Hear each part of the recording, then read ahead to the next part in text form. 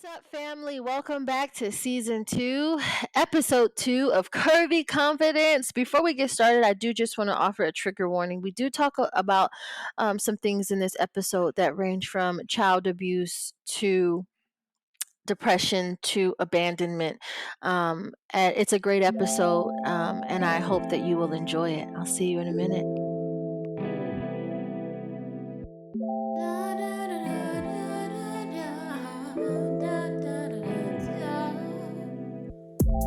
Can I be free?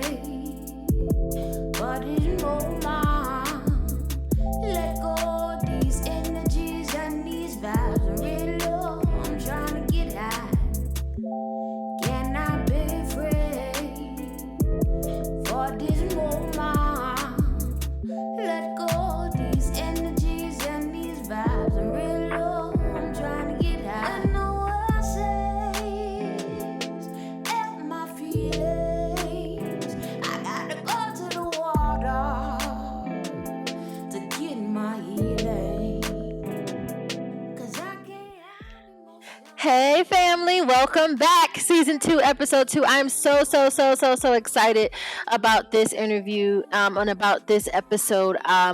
Curvy Confidence has experienced so much growth between these two seasons. It has truly been a remarkable experience. We have so many new family members, so many new listeners. So if you are new to the party, hey, welcome. You are at home. I am your sister.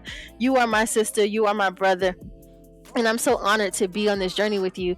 This episode changed my life because it gave me the courage to have the conversations that we are going to have today. I think that these conversations are so important, y'all. These conversations that we have, man, they are so important, and we don't have these conversations enough.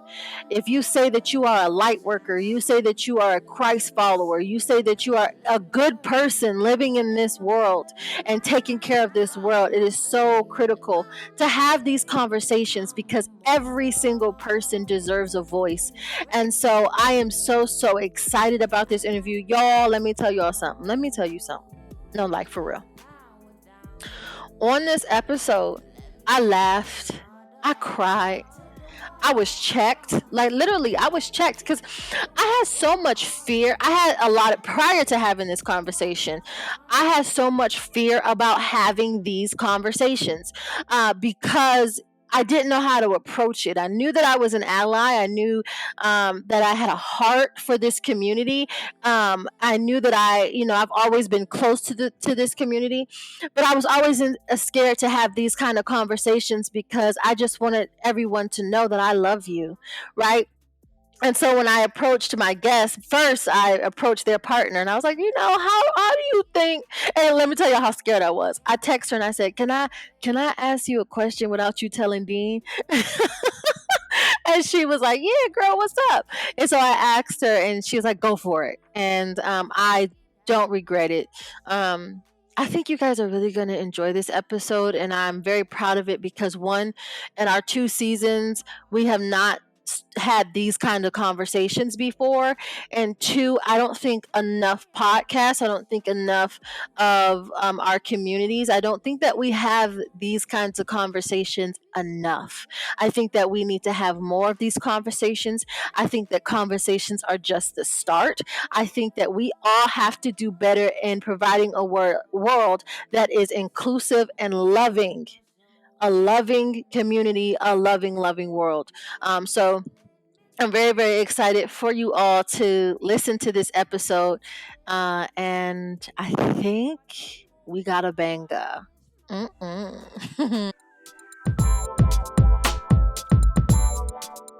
All right, y'all know how we start off our episodes. We start off with prayer. If you're new here, it doesn't matter what your religion is, what your background is. You are welcome. You at home. So kick off your shoes, relax your feet. Ooh, that's an. Y'all remember that song by Escape? Kick off your shoes and relax your feet and party on down. Hey, to the Escape beat, just kick it, just kick it. Yes, you are welcome here. So I do recognize Jesus Christ as the head of my life. And so I will be praying to Jesus Christ, but know that this is a safe space for us all and that you are loved in this space. Father God, I thank you for this day. I thank you for this opportunity. I thank you for life. I thank you for connection. I thank you for community. And I thank you for the ability to have conversation. I thank you, God, because you are binding this world together slowly but surely. I thank you, God, that you are a God of love. I thank you, God, that you are the God of second chances. So no matter what we have done, no matter what we are doing, we have the opportunity to make it better and to make it right. I thank you, God, that your hand is on Curvy Confidence. And I pray that you take us from glory to glory as we represent you. This we pray in your son Jesus' name. Amen.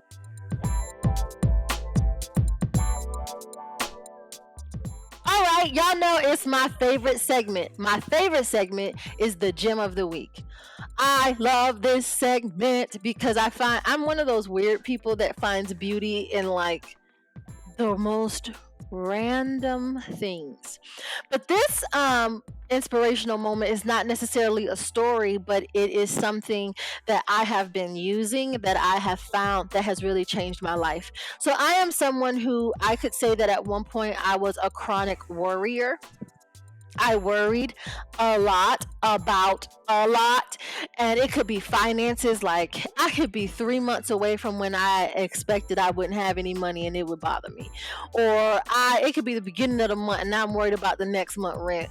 Or something's coming up, and I'm worried about it. Or I'm in one season, but I'm so worried about what my next season is going to be, and how am I going to do this, and how am I going to do that? Is he cheating on me? Does he love me? Y'all, that was me. Until I was reading my devotional one day and they were talking about this worry jar. And it's very similar to a gratitude jar where you write down what you're grateful for and you put it in the jar. Well, the worry jar is you write down what you are worried about and you place that worry in the jar and you walk away. In a month or so, you come back to that jar, you read the worry. And what you will find is, and y'all, I tested this, I promise.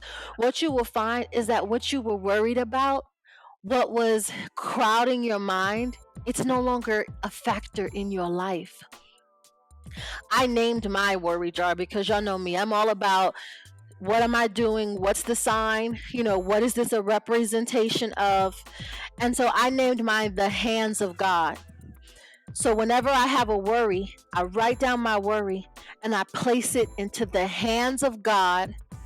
I close it and I walk away. And it seems really simple. It seems like kind of really petty. It seems like, is this really going to even work? But I promise you that when I place it inside the hands of God and I walk away from it, there's so much anxiety that is relieved from me.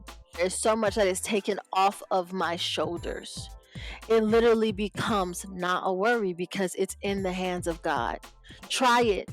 And what I use is I didn't go buy anything. I was at the end of my coffee container and I cleaned it and I used my coffee container, and on the top of it I literally just have a sticky note that says the hands of God.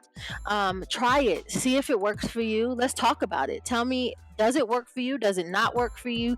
And if it doesn't work for you, maybe tell me some things that do work for you to help you relieve your anxiety, so that I can share it with our other family members, because I know that a lot of us are dealing with worry and thoughts that continuously just cycle around in our mind, and we no longer have to be a slave to that. Those days are over. Hello.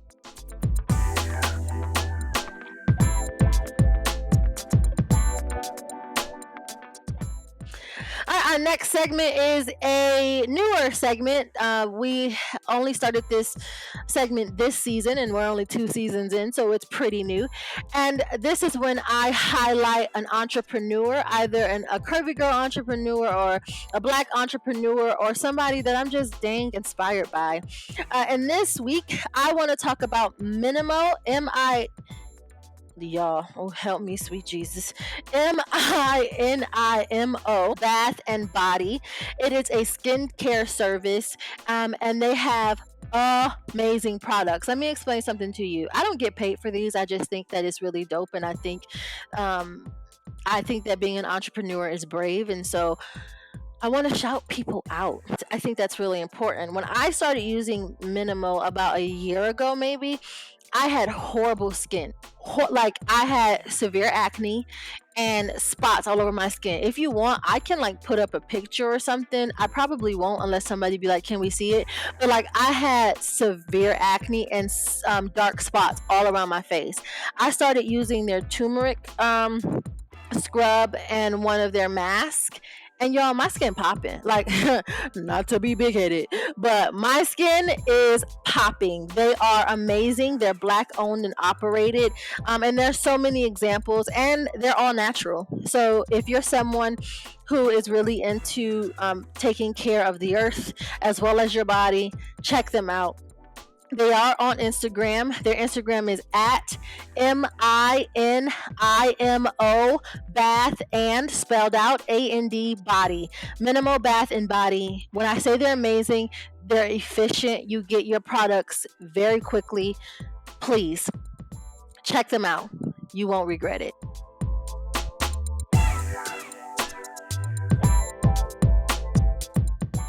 All right, it is that time for the interview. I talked a lot about what this interview would be. One, because it's really, really close to my heart. I reached out to Dean. Dean is a transgender male, and I reached out to Dean because I was inspired by his story that I heard from his partner, and two, because he is fully in his skin, and it's beautiful to see, and it's beautiful to experience, and it inspires me. And so I approached Dean and he said yes, and I'm so grateful. And Dean is one of the most selfless people I have ever encountered. When I was starting Curvy Confidence, I didn't have a clue. Restarting. I didn't have a clue what I was doing. I was just gonna do it. Last season was definitely that for me. It was like, let's just do it. Like, I have to get it out into this world. I have to do it. And I did it. And I did it largely because of Dean's support and Dean's guidance. I did my first episode and I sent it over to Dean, and he gave me a lot of really helpful notes that maybe I couldn't implement in my first season, but I'm definitely implementing in my second. And that's just who Dean is. If you need something, he's always there. And he has a beautiful partner who I absolutely adore. It's been one of those relationships where we fuck up and then, oh, did I just cuss? That's okay. This is my podcast where we mess up and then we hug it out, and I always appreciate connections like that. I'm not going to keep you from the interview much longer. Dean is a very special human, and I hope that you are just as blessed by this episode or by this interview as I am. Check it out. Let me know what you think. Hi, Dean. How are you? I'm good. I'm so excited to start. Me too. I am so glad and so honored that you are here. It means so much to me. I know we had some scheduling things going on, so thank you so much for your patience. I did tell the people briefly who you are, but please let them know, who is the Dean Alexander Block? Oh, Dean Alexander Black. I'm really bad at self-descriptors sometimes, but I feel like I could comfortably describe myself as a self-made man, a geek, an artist. I just love art of all kind, and I'm always trying to explore that. And I'm just, trying to live my best life. Hey, so I would be remiss if I did not mention that when I had the idea for, your partner Crystal actually had the idea for me to do Curvy Confidence again. Really? Oh yeah, Crystal, let me tell you this. Crystal would not let it go. Okay, it seemed like every other week she was like, "When are you going to do Curvy Confidence?" I'm like, Good.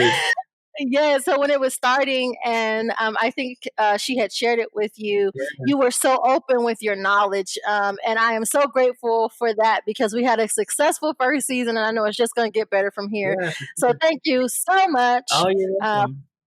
for everything. Today we're here to talk about identity. Yes.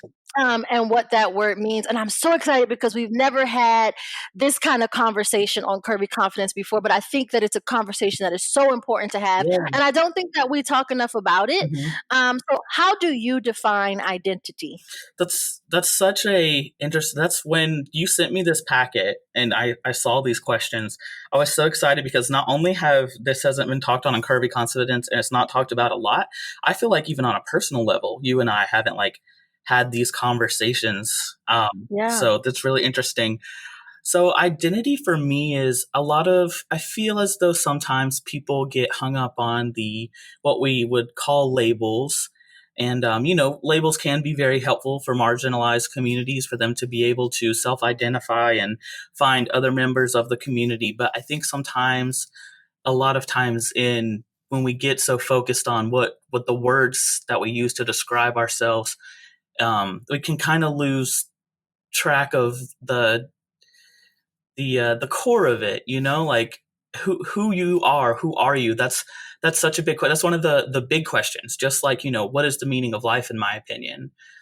So the thing that I've always kind of thought about with in regards to identity and life, and I apologize, I'm not sure where the source of this quote is, but it's that life is not about finding yourself; it's about creating yourself.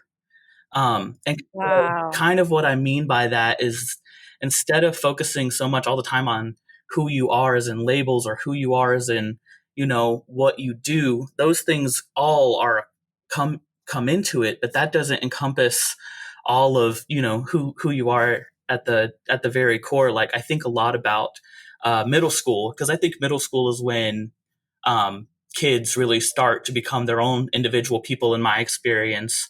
And you think about like how in middle school you had that thing, like no matter what it was, and you're so like ravenously into it, it's like why that demographic is so big in like marketing, especially with music, is because they have a lot of disposable income and time, but also like teenagers, especially preteens and like middle schoolers, get really hyper fixated on stuff, and you start to like explore different things. And like, I know for me, when I was a kid, I started playing guitar and I started skateboarding, and those are things that have followed me through life and that I continuously do.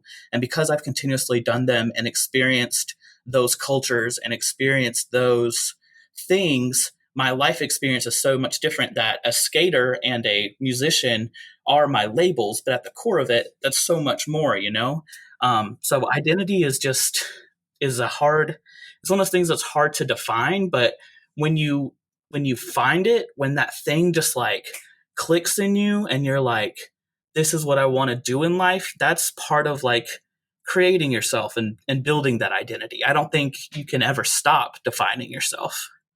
Yeah, that is so powerful because one, I'm on a similar journey now of like, who is Brittany, Yeah. and what does Brittany stand for, and what gets Brittany's fire going? Mhm. How did you begin to begin that process of creating who Dean was? Like, how did that process start for you? It was kind of forged in fire, if I'm being totally honest with you. I had a really, really rough childhood.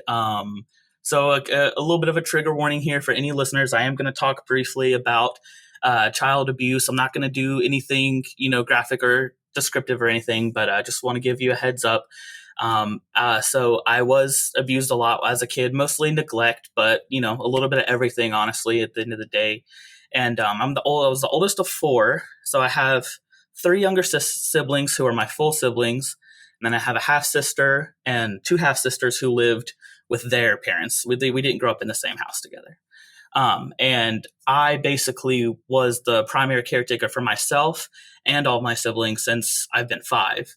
Like, my older sister, she remembers her like first memory of me is me being like 5 or 6 years old, changing an infant's diapers, my brother Jordan, because that's just what I did. I was basically the parent.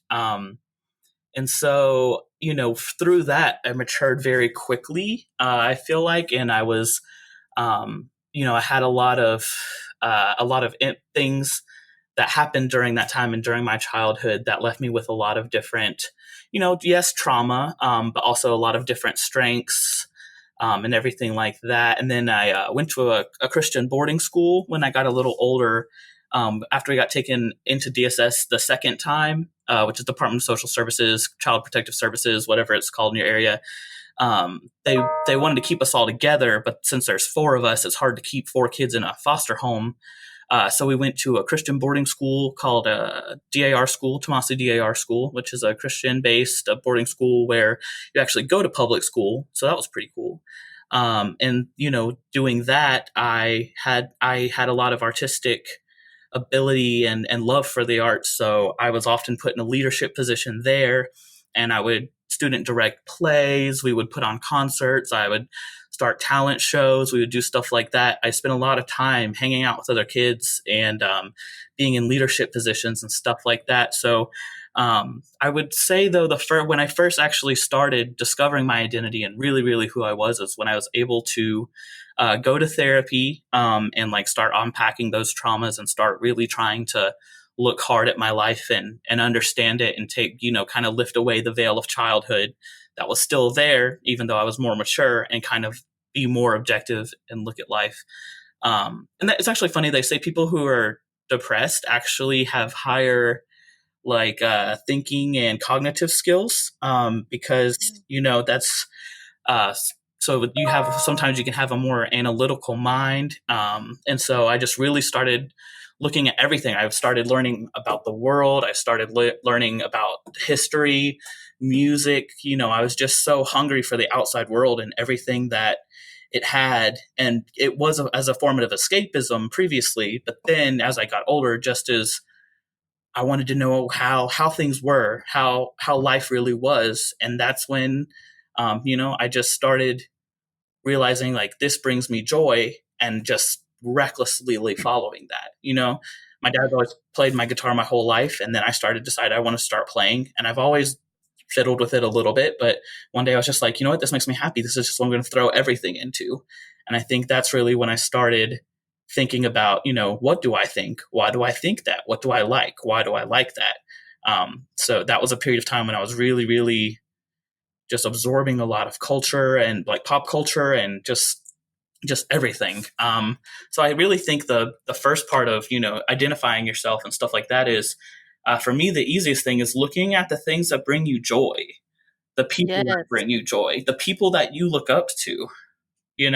Like I really admire you because you have done this, you've done the Curvy Confidence, and you've done the blog, and you restarted the podcast. And, I know that you've had some of your struggles, and you've talked about them on the blog. And I was like, I really admire that about Brittany, that she's, able to do her projects and do school and all this other stuff. And I was like, maybe then that's something that I want to make into my life, is like, maybe I want to be a person who can do a creative project and also, is working on themselves in school, getting their degree, working on their career, and working on their life. You know what I'm saying? So, I mean, that's just the easiest thing is just, find any weird ass little wonderful thing you can that brings your heart joy, and just follow it with reckless abandon. Yes. First of all, thank you so much, Jean. My heart fluttered when you said that. I was like, oh, I'm soft. Don't have me cry on the podcast. But earlier you talked a little bit about labels, and for some of our listeners, they may not understand what that means. Can you just explain a little bit about what the various labels that yeah. So for me specifically, in the communities that I'm in, I'm transgender. So that for me, that's a label that I've defined myself in the LGBTQ community, or the queer community, we can say for short. But if you're not a queer person, don't call someone queer. That's kind of off color. But yeah, so for me, like, when I talk about label, I was specifically at that time thinking about labels within the LGBTQ community. And, that can even be, or a label could even be like, you are a Black woman or anything like that. Or if you think about like marketing or demographics, think about like what are the, the summaries that people put to try and, define themselves quickly. You'd say, I'm an American. I am 25. I am male. I am in the LGBTQ, just those short definers. But mainly within the LGBTQ community is what I was specifically thinking about when I was talking about labels. A question. Sure. So, and it just hit me, like, what about like, sometimes we talk about labels as like they put us in this box and they imprison us. But like sometimes labels can give you a sense of pride. Like when you said I'm a Black woman, I was like, yeah, I am. Like I am a Black woman. How do you feel like labels either imprison us or give us the freedom to further explore our identity? Oh, that's so, you know what? That has such a simple answer, and it can get more complicated. But at the end of the day, labels that imprison us are given to us, and labels that set us free are ones we choose ourselves. Whoa, wait, whoa. That was so good. Please say it one more time. Okay, yeah. So labels that imprison you and put you in that box and keep you there are ones that are applied to you. But labels that will set you free and help you define yourself, those are the ones that you choose yourself. Now, some of things you can't change. You can't change that you're black. I can't change that I'm white. But like for the most part, those given labels, because the difference in our skin color is just a fact. But the fact that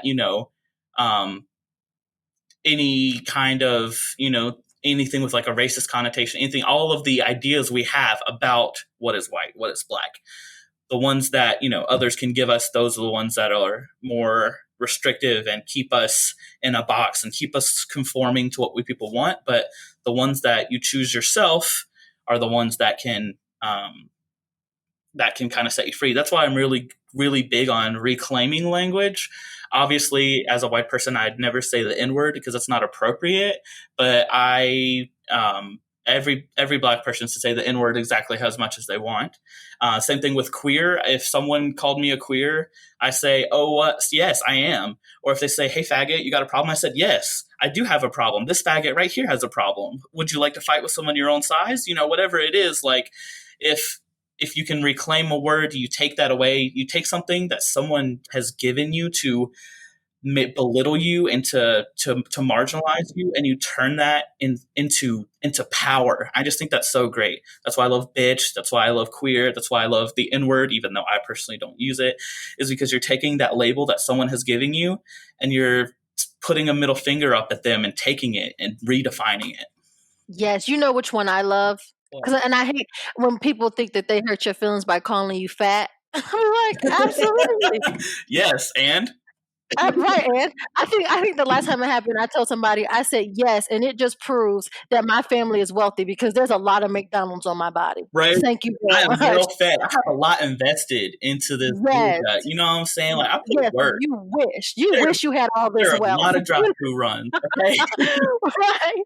Can you talk about your process in freeing yourselves from the labels that you were born into but you didn't identify with? How did you begin that process of freeing yourselves from those labels? Oh, it was so hard because we talked about how I began by trying to look at life as it really was. And that came about in the beginning because I saw a dissonance one time when I went to the DSS office.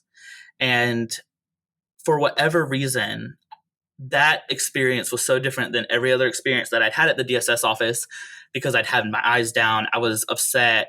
It made me think about this thing I was trying to like escape from. It felt cold and hard and mean. But this time that I went, I had my head up and I was talking to people, and I noticed a lot of people smiling at me and being very kind. And I was like, so that was my first experience with using the power of my own mind to improve a situation just by looking up, just by literally the physical act of taking my eyes off the floor and off my feet and looking at the people around me and noticing that they were smiling at me. They were being kind. And this wasn't such a cold, awful place. It was just a hard place to be. And that was my first experience with that. So then that fed into there had been a lot of manipulation and gaslighting in the abuses, and having to think like everything that I took for granted as truth because a figure of authority said that, I began to question everything. That's also some of the best advice that I was ever given is question authority. Always question authority. That doesn't mean that you're being disrespectful, but I think everyone should question authority as much as possible because that's the way that we hold authority accountable. Yeah. So I just began questioning everything. If anytime anyone asked me to do something, it was just why? Like toddlers have their why phase when they're little and they ask you, what's that? Why is this? Why is the sky blue? Why is that? It was like that, but I was 14, it was just like, I just questioned everything, and I wanted to know how things really were and to see things through my own eyes. So, but I had always had a feeling of being other, being apart from, being different, not being seen as I am. Like no one understood me. I felt like I was the only person struggling with the things that I was going through. There was no way anyone could even begin to understand them. Because, you know, when you're going through them, especially at a young age, you assume that's how everybody's going through things, you know? But as you get older, you find out that, you know, fuck, everything's different, you know? Everyone lives differently, and there's so much variance in life, and, you know, your experience is not universal. Not enough people think about that. Your experience is not universal. And I wanted to know about everyone else's experience. I wanted to know how other people saw the world. And I think through that searching and through that thirst for knowledge all throughout my life, I think it's the Sagittarius in me. You know, I just always want to be learning shit. So I just started questioning everything. And it took me a long time to, especially for talking about, you know, the label I mentioned earlier with being, you know, transgender.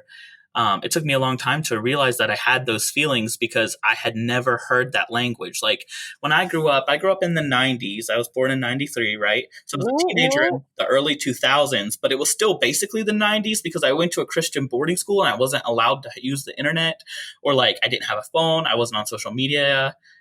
You know, we weren't allowed to do all these things. Of course, I would break those rules as often as I could because fuck you, it's my life. But but you know, it can be hard to get around if you're literally at school or at the cottage at the boarding school. And you know, that school was great for me in a lot of ways, and I owe a lot to like having literally survived childhood to it. But in that way, it was very that it felt like a prison to me. And that way is that they tried to teach me one way of life, and that's the only way you could be. And I remember that I really liked the leadership positions they gave me, and I liked, you know, talking to the DAR ladies and performing for them and stuff like that. But there were things like, you know, when we had an event called Fine Dining every year around Valentine's Day, where they would hold a, you know, we would all dress up and they'd pull out the tablecloths and the good silverware, and they'd have a fine dining experience to show us, you know, this is how you behave if you're in this kind of dining situation, and this is how you know, stuff like that. And it was a very fun event. But I remember every year, like I would just be, every time I had to wear a dress, just being so fucking distraught and feeling so ugly and feeling so worthless, and being around all of these beautiful girls. And just, you know, I admired them, and I would see them and how they looked in their dresses, and they felt beautiful and they felt empowered. And I just did not feel that. I just felt fucking crushed. And I remember also like being adamantly against pink, being adamantly against anything feminine as a child. But then if my sister asked me to do things that were considered feminine, I would just do it, no questions asked. But that was never something that I participated in willingly, was any act of femininity. And that got stronger as I got older.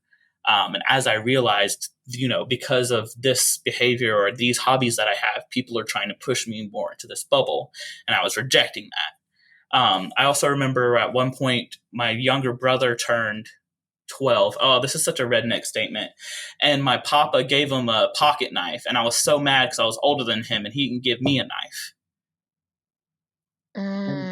Yeah. And that for me, that was like, why do you see us differently? Because I'm running around the woods, you know, living my best, you know, bumpkin life just as much as he is. So why is it that because he's a male, he gets a knife and I don't, even though I'm older and therefore more responsible? You know what I'm saying? Yes. So like it was all of these moments where I realized the incongruous relationship between how I felt and how people treated me, and how they appeared to perceive me. Yeah. So when you grew up and you began to step into your true identity as a male, how did your family and the world around you respond? So I did not come out at all. So in high school, I didn't. Okay. So at first, I didn't. It's not one of these things. I'm not one of these people who, number one, subscribes to a born in the wrong body narrative, or number two, knew their whole life. Number one, born in the wrong body. This is my body. It's not my fault that society does not perceive it as male. I never had any dysphoria about like my chest, my breasts, or anything until I realized that's what was making people misgender me.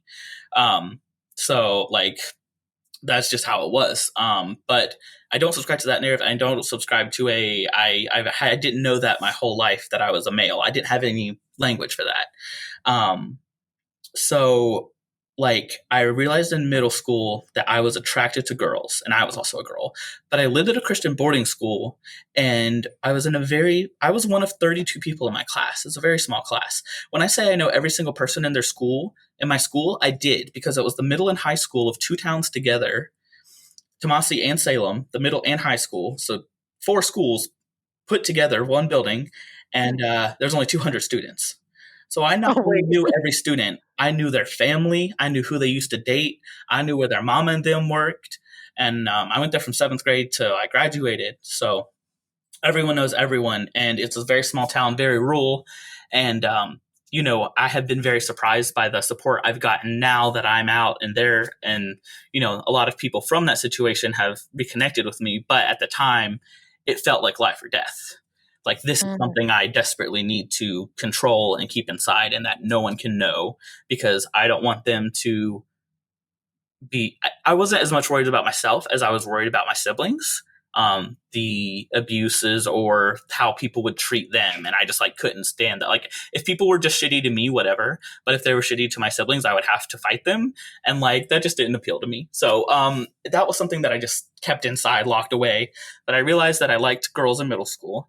And then it wasn't until I didn't come out at all in high school. I came out to one person. It was the only other gay person in my entire school.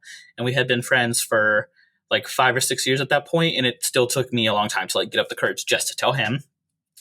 Um, and then I realized after I graduated from high school and went into college, my sister contacted me one day because one of her friends um, was a assigned male at birth person who um, wanted to live their life as female, as a girl. And I was immediately like, okay, that's a gay thing, I guess. I'll try to find somebody that they can talk to. And so I did because I was in college and I just knew people, and I found a group called the Gender Benders. And I talked to one of the admins about the situation, and they were like, yeah, I'll add you, and then you can add your friend. So through helping my sister's friend out, just because my sister knew, hey, this is a gay thing, you as the only as a safe person who is gay, who I think can help me, my friend, who I also knew, but who can help. And she reached out to me, I reached out, and then reading and learning and taking in these others' experiences, it was like if you want to get metaphorical, we talked about how I felt like I had to lock that down inside me. That was a secret that I had. Sorry, that was a secret that I had felt I had to push so hard down, and that I had to hide from the world, and that if I didn't hide the world, there was no way I could be successful. There was no way I was ever going to survive in this lifetime. Like that's just how it felt. But as I learned about it and saw like grown people, adults who were trans, and people that were my age, and people that were of all different experiences that were trans and were just like out there living their life. Like I still remember the first time I learned that Ellen DeGeneres was gay, because for me that was like, okay, if you're good enough, if you're popular enough, when you come out, if you come out eventually, it won't totally backfire on you. You can still be successful. Now it's huge to me. And yeah, and then I had listened to Tegan and Sarah, and they were musicians who were openly lesbian, and they had a really, really good career, and they had great music. And I was like, oh, okay, so you don't necessarily have to be like the most lovable person in the world, Ellen DeGeneres, like literal ball of sunshine. You can also just, be a person who is gay and does music, and like the art scene is has always been like in general more accepting of different kinds of people. So I was very, attracted to that. And then I just remember when I was reading that and reading that on Facebook, it was just like a ball of like a rubber band ball made of chains was just like being pulled apart in my chest, and like just dropping weight, dropping weight, dropping weight. But at the same time, I was pulling that open, And sometimes when you've locked something down so much and you're trying to open it up, Rumi says that the the the hurt and the brokenness is where the light enters you. Whoa, whoa, whoa! Say that one more time. It's a Rumi quote. I'm pretty sure it's like the brokenness is where the light enters you. It's where you can get those things. So that pain, even though it was a relief reading those things. Um, it was hard. And I remember when I finally for a while I was just like, yeah, the wound. That's how it's worded. The wound is the place where the light enters you. Wow. That's by Rumi. Yeah, Rumi is great if you're like trying to, be introspective, and you're not used to that. You're not kind of used to sitting in your own head and kind of thinking about how you see things. I find poetry is really great because you can do it in snippets and then just kind of think about it. It's really good for that if you want to start getting a little philosophical. But anyway, and that's been very true for me because like I acknowledge that I was kind of gender queer or gender fluid. I know that I liked a more masculine expression. And for a time I was just like, okay, maybe I'm just like a dyke. Maybe I just, a butch. I'm just someone who enjoys a masculine expression. But I'm still female. And I started also meeting more trans people. The girl I was dating had a roommate who was trans, and I was just getting a lot more exposed to the realities of that just through like being around this person, having started their transition, and just getting to know people, going to events with this group. And but it was still so hard to finally, there was that last little bit, like literally I think like a week before I finally came out, I went through a hardcore feminine phase where I was wearing dresses again and curling my hair and painting my nails. And I remember my partner was like, okay, like you look really cute. This is not really what I expected. This is not really how you have been, but like you like just like kind of took it on. But it was me, that last gasp of like wanting to resist this thing that was getting harder and harder to resist, because the more that I entangled this thing in my chest and the more I learned about it, the more I saw how much, I just had to get that last bit of, when you lock something inside of you and you have it so deep in there, it's also painful and hard to open it back up because there's so much effort in beating it down. It's that much harder to open it up sometimes. And I remember when I finally came out, I didn't even come out. I just started weeping in front of my partner. And she just like held me, and I was just weeping and weeping. And she's like, "What's wrong?" I was like, no, nothing's wrong. I'm okay. And she was like, "What's wrong? What's wrong?" I was like, "Nothing. It's fine. I'm okay." Like literally at the same time feeling like my entire world was imploding, and like it was one of the most suicidal places I've ever been in my life also. And like, she was like, "What's wrong?" I was like, nothing, like it'll destroy everything. It was just everything was all built up. And I just had this narrative in my mind, even though I had proof that wasn't true. And she was finally like, "Do you want to be a man? Are you trans?" And I just like wept, just like soul racking, wept. And she talked me through it, and I was like, yes, I just feel so hard. It's so heavy. Like, what if I fucking lose everybody? Like, what if my entire family just doesn't want to talk to me? What if I lose everyone? What if I lose everyone? Is that worth it? But it was, because the person who I was at that time would not have made it another year. I was so sick and so hurt and so full of pain that the only way to escape the pain was to just stop feeling. That's not life, you know? And she talked me through it, and I finally let that go, and I finished crying, and I got kissed and cuddled, and I went downstairs, and my two roommates were there, one which was genderqueer and one which was transgender, and I said, "Hey guys, I think I want to try using male pronouns. I don't really want to talk about it right now." And they just like hugged me and were like, "That's awesome, dude. We're so proud of you. Thanks for telling us." And like, after that, it was just released. I felt like, I don't know. I don't know how to explain it. My spirit felt like it filled my body more. I just felt more.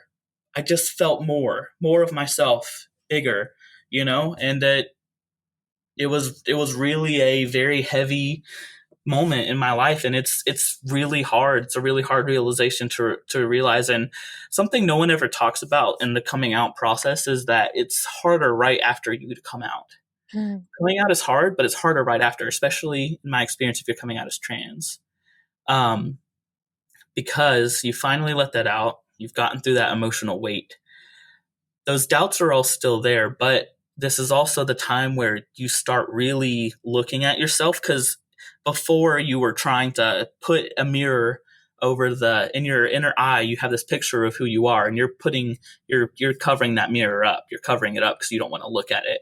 But when you finally rip down that veil and look yourself in the eyes, and you're looking at how you want to be and how you are and how far you are from there, it can feel fucking hopeless, you know? It can be hard. And I think this is why so many people are stuck in their ways and stay in toxic relationships and stay in toxic situations and stay at jobs that are dead end jobs. Or, you know, everyone says, you know, the devil you know is better than the one you don't. But what if the devil you don't know is actually an angel and is gonna, you know, help you get out of the shit? You never know. Oh my God. What if the devil you don't know is actually an angel? My. So humans are we're such beings of habit. If you use a public restroom frequently, you'll try to get the same stall every time. Like little insignificant things, like where we do one of the most basic things ever, just use the bathroom in a public space. We'll try to use the same stall because humans want to do the same things. But sometimes those things are things that are holding us back. They're wearing down our soul. They're grinding us down. And, you know, no matter how hard it is to lift that rock off you or to, push that log up the hill, whatever it is, sometimes you just gotta try to do something different. That's my biggest advice for anyone who feels hopeless or feels like, you know, their life is not how they want it to be. Just do something different today. Just try something different. Maybe you drink more water. And you're like, hey, that wasn't that bad. I drank more water today. And you keep doing that.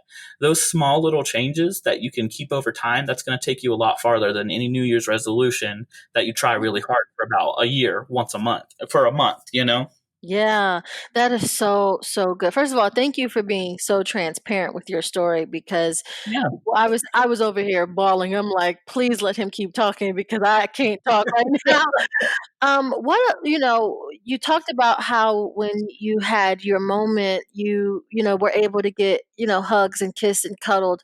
What about Right. the person who wants to step into their truth, right? They want to so badly, but Right. they're afraid that there won't be love on the other side of it. What advice can you give them in order for them to step into their truth without that fear of not being loved and not ever having love? So here's the hard thing is, honestly, you might lose all the love that you had. I was empowered because I had a person that I knew would love me no matter what. That I knew accepted who I was at that moment as I was coming out, because they had been trying to help me get to there myself. You know what I'm saying? Like I had that luxury of being terrified, but at that same time having that one anchor. And like even if me and Crystal don't work out somehow, which God forbid, I will always be the most grateful for that, because without that anchor, it's hard to feel like you're floating away. It's hard to feel like you're not, it's hard to not feel like you're floating away.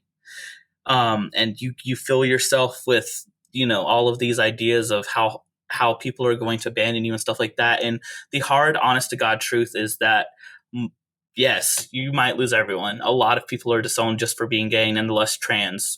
Being trans is so stigmatized, and I really hate to say it, but there is a possibility that, you might lose a lot of people. But the important thing to know is those people that only love you because they think of you as one way, they don't love you. They love who they perceive you to be. And anytime you are brave enough with yourself to admit something about yourself, admit something that you want to change, try something new, the people that actually love you will want you to do that. They'll want you to be happier. If I say, that's how it was in my family. I was very scared about how things were going to be, but almost every single member of my family said, if this is what's going to make you happy, I don't care. It might be hard. You're going to have to give me time, but if this makes you happy, then be happy. Yeah. If this is what makes you happy, then be happy. And you might lose everyone, and you might not have someone to love for a while. And I'm really sorry. You're going to have to love yourself. Also, you should probably get a therapist. Just a quick plug right there. Therapy is great. Even though it's not love, it helps a lot to untangle those feelings. And especially if you don't have that support from your family and that network, you need to build your own network. And a therapist is the best thing that you can do for yourself. 100%. Absolutely. I second that. So yes, do go to therapy, but also if you literally have no one who loves you, just know that you have a whole community of people now who love you because we know what it's like to be you. Yes. So go find trans people, and I promise we will love on you. You know, you might not like every single person you meet. Those groups can have their own drama sometimes, but at the end of the day, these are people that know what you're going through, and they are going to want to help you because they know how hard it's been. It sucks that our community through its lifetime has been so marginalized, but also we're very strong because we've had to be, and we're very good at helping each other and finding each other resources. So yeah, my advice to anyone coming out and scared that, or taking a big step in their life, not just coming out, just taking a big step in their life that they're afraid someone's not going to approve of, or that they'll lose someone's love. Just remember that, anytime you're being your most authentic self and choosing to be brave and do something that you want to do, that's you choosing to love yourself. And if someone can't love you loving yourself, then they're not even loving you in the first place. They're just loving who they think you are. So, I mean, always do that thing that scares you, to be more yourself. And that's something that, I think sometimes it's easier for me because I had to learn this giant big thing about myself. Now it's easier for me to recognize things that I want to be. And it's something that I've kind of honed down and I'm really good at, but sometimes I think that can be hard. So also look at, I would say, if you're like, especially, if you're at a place in your life where you feel like you're at a crossroads, you don't know who you are, you don't know what you want to do or what your purpose is.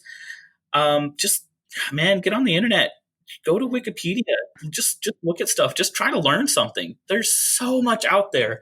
This world is big and vast and has billions of people who think just as much as you do, who feel just as much as you do, and maybe they feel just like you do, and they have things that make them so happy. There's so many things that humans have invented, sports and hobbies and books and comics, and there's just so much out there. The human experience is so vast. So if you're in a life that you feel like you just cannot get through anymore, it's too heavy, it's too hard, there's like 7 billion, I think, at last count, other people in the world who are living lives that are different than yours. And you could live a life like theirs. You can live a different life. So if you're at a point where you just feel like your life isn't worth living, just change something, choose something, learn something, whatever it is. For me, like when I was at my worst and when I was the most depressed, like that's when I find things that I've loved the most. Like there was a point where I wasn't going outside at all or never talking to anyone. And I just was like watching YouTube and saw a bunch of skate videos. And I was like, I'm just going to skate. I'm just going to try something because this made me excited. And I feel like I haven't felt anything in a while. And I just got a skateboard and started skating. And through that, started going outside and started talking to people. And I was exercising and I was looking up other skate videos and finding other people to talk to, So every hobby, everything that is out there has a group of people who also like that thing and will be stoked about that thing with you, So yeah, just find your community. Find your community. If you're aware of the people that you're around and you surround yourself that people you want to be like, it'll all come out in the wash. Like it'll just happen naturally. Yes. You talked a lot about community. How can the surrounding communities and these communities have been mean, they have been hateful, they have been spiteful. How can these surrounding communities be a better ally to the trans and queer community? Okay. I feel like most people could be better allies for most people if they just considered what I said earlier, which is your experience is not universal. And just because someone's not living a life that looks like yours, it doesn't take anything away from your life. So me being transgender literally does not hurt anyone.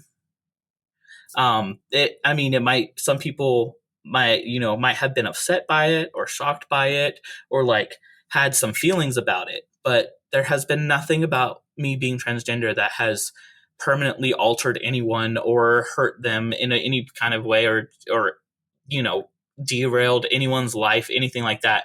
It's just me. It's It's my decision. It's my body. It's my life. And do with it what I damn well please. Amen. I think also one thing that I'm gonna touch on briefly, especially with the communities being better allies, is that you need to realize that your community already has trans people in it. And so if you ignore trans people, you are doing a disservice to your community, because there are Black trans people, there are Indigenous trans people, there are disabled trans people, there are autistic trans people. Like any community that you could possibly be in, there are already trans people there. We are statistically as common as redheads. There are a lot of trans people out there. You just might not even realize. You don't know what a trans person looks like because we just look like everyday people. So just because you look around and you don't think you see any trans people around you, number one, does that mean that they're not there? And number two, still doesn't mean that like that's not your problem to worry about. Like, all humans deserve basic respect. And even if you don't quote unquote agree with what someone is asking for, do them the common respect of that they fucking know themselves better than you do. I live with myself every day. No one knows me better than me. Yes.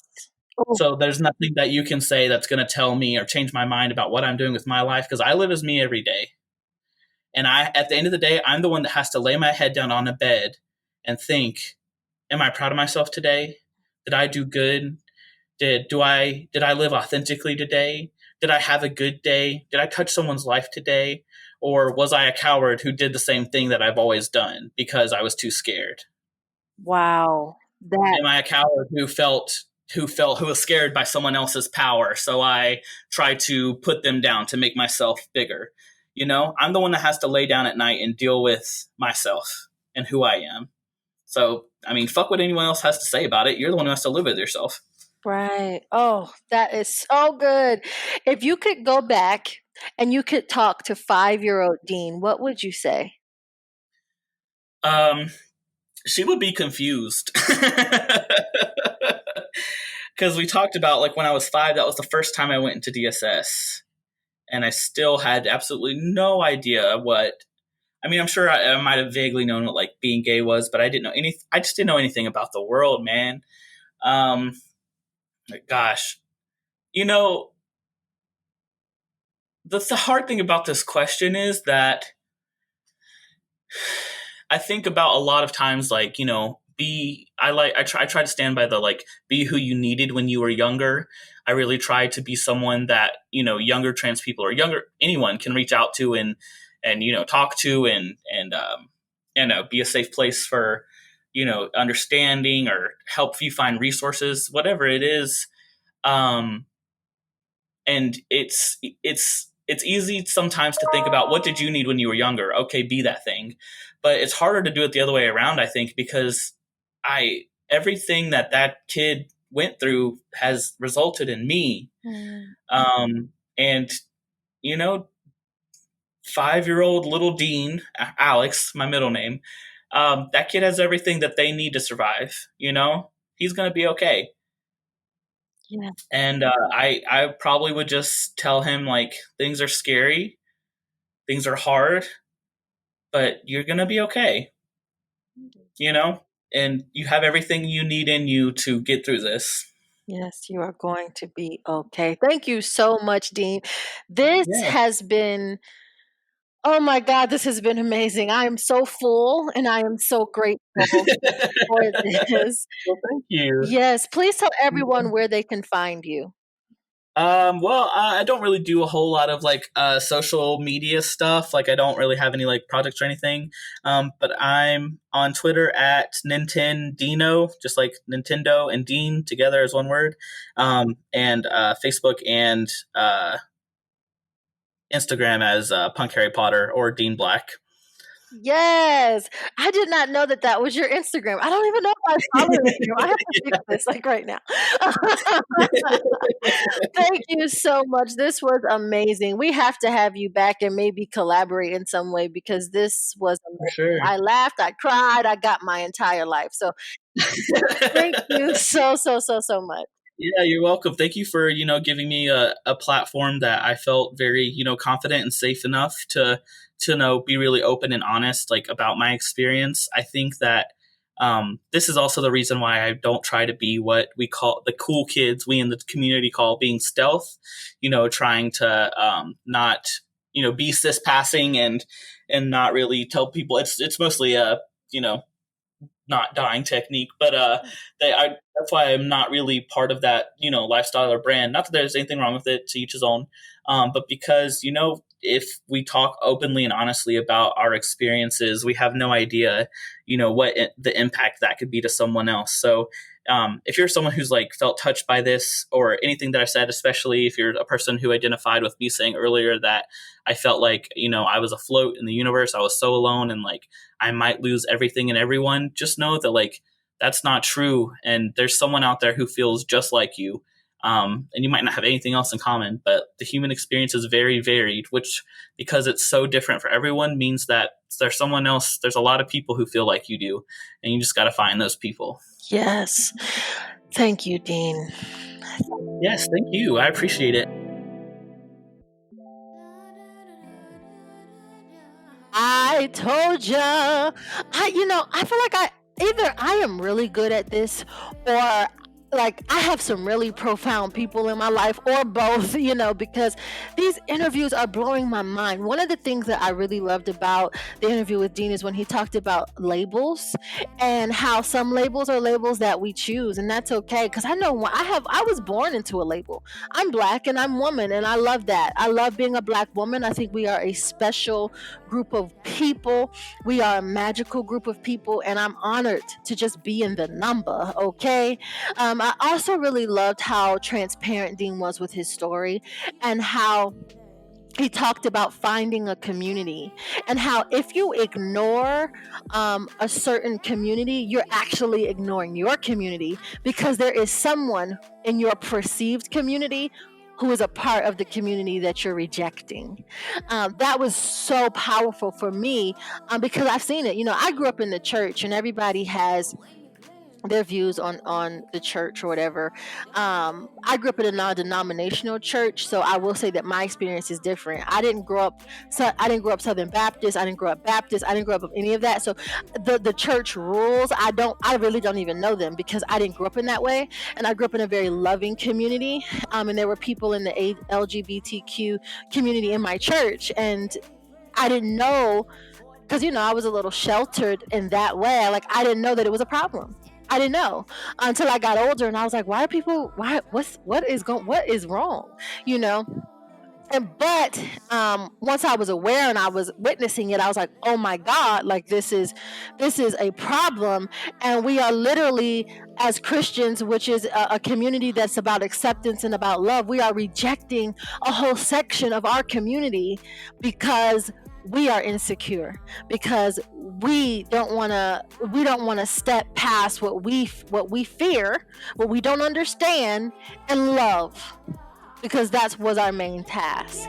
Because the first two commandments deal with it, baby. Let me get to the water.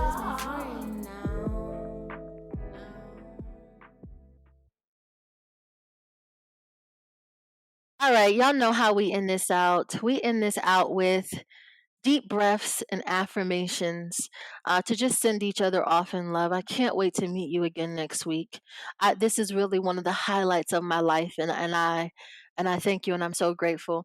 Um, for those of you that don't know, we do season 2 a little bit differently. We take 10 deep breaths together as a family, and then we end with 7 affirmations, one for each chakra, to activate it, to send love to it, and to just be.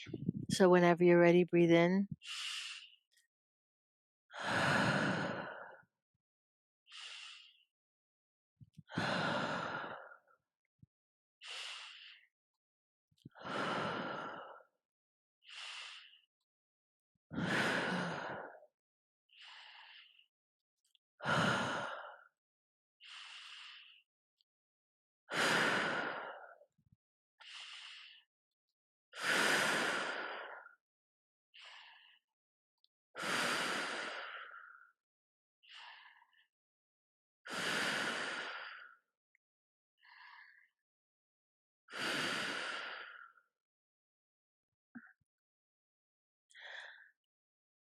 I am grounded.